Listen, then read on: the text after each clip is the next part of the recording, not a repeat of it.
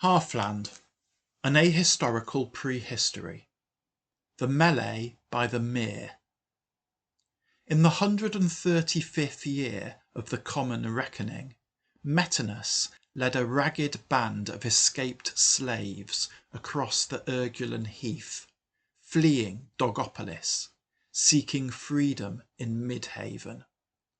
The monotony of the heath was broken by an area of hummocky ground, in which nestled a small mere, with a cluster of wind-swept trees huddled by the water's edge. The runaway slaves were fewer than 20 in number, and ill-equipped for battle. They were all Dogopolitans who had been captured by the orcs when Dogopolis had fallen. Most of them had no weapon other than whatever miscellaneous farming implement they had been able to lay their hands on. A handful of them carried slings or crude spears. As they approached the mere, they were dismayed to see orcs on the far side, heading in their direction. The slaves outnumbered the orcs 2 to 1, but the orcs were fully armoured and armed with weapons of war. The orcs were not dismayed.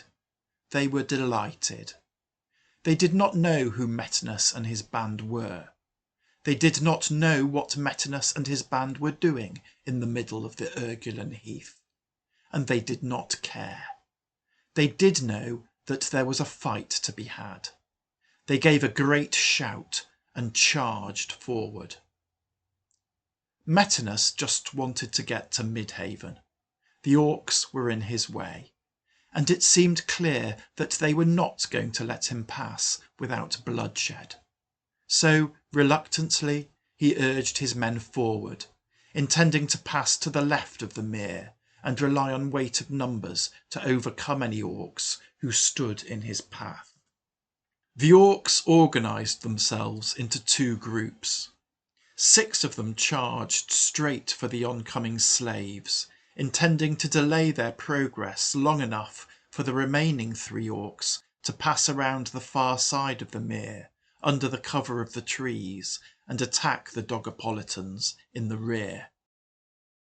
Metinus ordered his slingers to move to his right and take a position where they could sling their missiles over the mere and into the 6 orcs who were now charging along the shoreline.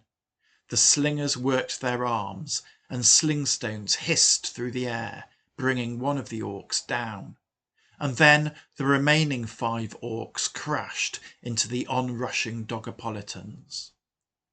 Orcan bills hewed and hacked, and one of the Dogopolitans crumpled to the ground in a bloody heap.